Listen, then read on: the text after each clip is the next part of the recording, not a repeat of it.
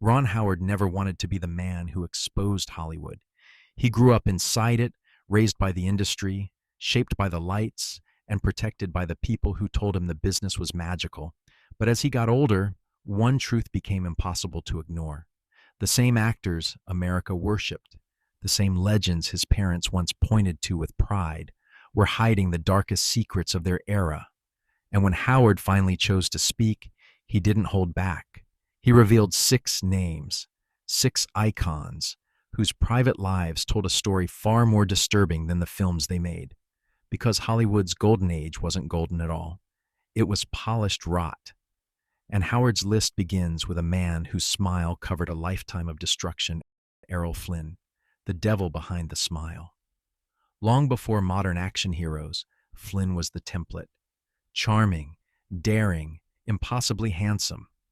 On screen, he leapt, laughed, and flirted like danger itself had blessed him. But behind the scenes, the charm was a mask, hiding a predatory streak that insiders whispered about even at the height of his fame. When 2 teenage girls accused him in 1942, the world refused to believe it. Flynn acted amused in court, rolling his eyes, cracking jokes, and treating the process like an inconvenience. Warner Brothers surrounded him with lawyers. Reporters adored him. Fans stormed the courthouse screaming his name. He was acquitted, but the damage had already been done. It just didn't land on him. In private letters released decades later, Flynn bragged about what he got away with and mocked the girls who feared him. Ron Howard said reading about that trial was the moment he understood the industry wasn't built to uncover truth, it was built to bury it. Flynn's addiction swallowed him whole: alcohol, drugs, ego, and by 50 he was dead, his body hollowed out by a lifetime of indulgence. To Howard, Flynn wasn't just a fallen star. He was the blueprint for Hollywood's moral collapse. A man who took what he wanted, hid behind charisma, and walked through life convinced the rules didn't apply, and he wasn't alone. The second name on Howard's list is Kirk Douglas, the man who couldn't stop fighting. To the public, Douglas was the embodiment of strength. A hero on screen, a warrior in Spartacus, a man of integrity. But behind that image was a temper that terrified anyone who worked with him. Crew members described him as explosive, unpredictable, and obsessed with control. Actress Deborah Paget once said Douglas didn't just want to lead a scene, he wanted to break anyone who stood in his way. Howard, who admired Douglas early in his career, later realized those performances carried something more than intensity. They carried rage, a rage that insiders claimed followed him off-screen.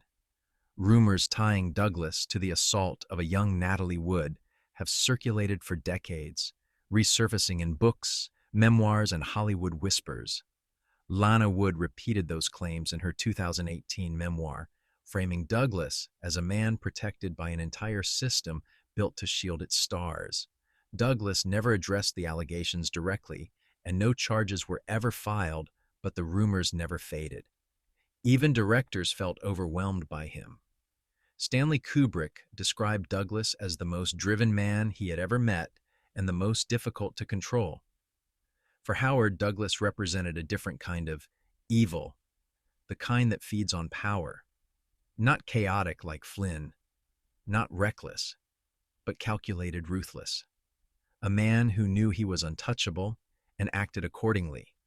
But cruelty in Hollywood didn't always come from men. The third name Howard revealed was Faye Dunaway, the queen of cruelty. Dunaway was dazzling, brilliant, unforgettable. From the moment she appeared in Bonnie and Clyde, she looked like she was born to dominate the screen. And she did. But domination came at a cost. Everyone except her paid. Crew members described her as volatile, vicious, and impossible to satisfy. Her co-star Rutanya. Alda said the set of Mommy Dearest felt like a war zone because everyone waited for Dunaway to explode. She screamed at makeup artists, threw objects, and tormented assistants to the point of tears. Directors dreaded working with her. Frank Perry, who directed her in Mommy Dearest, privately admitted her behavior nearly drove him off the film. Stories from other sets, The Wicked Lady, Don Juan DeMarco, repeated the same pattern. Dunaway lashing out, belittling staff, and demanding a level of worship no production could sustain. Ron Howard called her the perfect example of what happens when talent tries to replace humanity. By the 2000s, directors simply refused to hire her. She became a cautionary tale, a once great star, undone not by scandal but by cruelty. And Howard believed her story proved that sometimes the most dangerous people in Hollywood weren't violent, they were just heartless. The fourth name shocked Howard on a personal level. John Wayne, the tyrant of the West. Howard grew up watching Wayne with admiration. Wayne wasn't just an actor, he was a symbol of American strength. But the truth behind that symbol was more disturbing than the characters he played. Wayne ruled film sets with intimidation. Co-stars said his anger could turn a room silent. Crew members described him as belittling, bullying, and openly hostile toward people he felt beneath him. But what unsettled Howard most wasn't Wayne's temper. It was his worldview. Wayne's 1971 Playboy interview, which resurfaced years later, revealed a man whose beliefs were rooted in hate and bigotry. He dismissed entire groups of people, defended racist systems, and showed no remorse for any of it. On the set of The Searchers, Wayne fought bitterly with director John Ford about portraying a racist character. Ford wanted nuance. Wayne wanted justification. Howard later studied that performance in film school and said it was frightening because he couldn't tell where the character ended and Wayne began. Wayne never apologized, never reflected, never softened. He died a legend, but for Howard, he represented a truth Hollywood never wanted to confront, that fame can turn prejudice into power and allow cruelty to hide behind patriotism. Then came Roman Polanski, the exile of shame. If the previous names represented cruelty, power, rage, and ego, Polanski represented something darker, something the industry still struggles to face. Polanski was brilliant. There's no denying it. His films changed cinema, but brilliance became his shield. In 1977, when he was arrested for the assault of a 13-year-old girl, the evidence was overwhelming.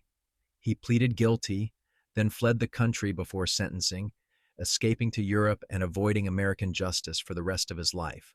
What horrified Ron Howard wasn't just the crime, it was Hollywood's reaction. As a young filmmaker, he watched powerful directors and actors publicly defend Polanski, calling him a misunderstood artist.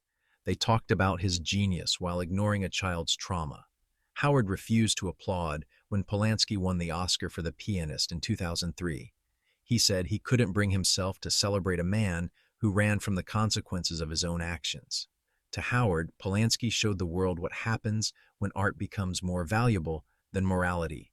Even decades later, when protests erupted over Polanski winning awards in Europe, Howard said those protests weren't about revenge.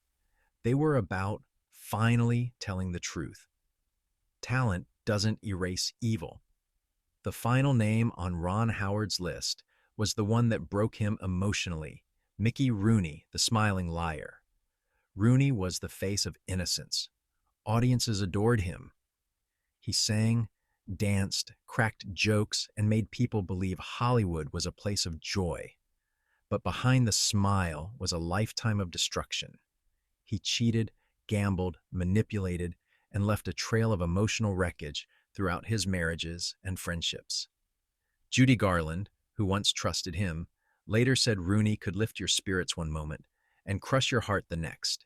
His ego consumed everything. And unlike other stars, Rooney's downfall wasn't hidden. It played out publicly. Bankruptcy, scandal, addiction, bitterness. Even in his final years, he blamed everyone else, studios, wives, even fate, for the chaos he caused. When he died nearly penniless in 2014, his body initially went unclaimed. Friends had to raise money for his burial. To Howard, Rooney symbolized the most tragic truth of all. Sometimes evil doesn't look frightening. Sometimes it looks cheerful, charming, even harmless. And that illusion makes the damage deeper. Ron Howard didn't reveal these names to ruin their legacies. He revealed them because their legacies were already rotten beneath the gold plating.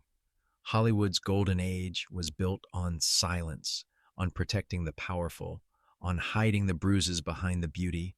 Howard once said the scariest monsters aren't the ones in horror films, they're the ones the spotlight protects. And after hearing these 6 stories, one question remains: which of these legends shocked you the most? The predator, the tyrant, the queen of cruelty, the exile, the fighter, or the smiling liar? Let me know in the comments.